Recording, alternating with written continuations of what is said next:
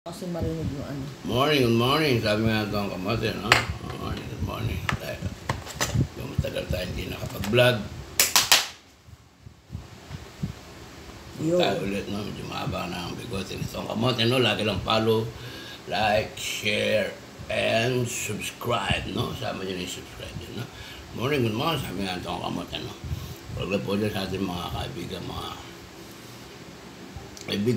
Pilipino dyan, mga netizen dyan, mga driver dyan, mga courier dyan, mga panda dyan, grab, anything and everywhere, no?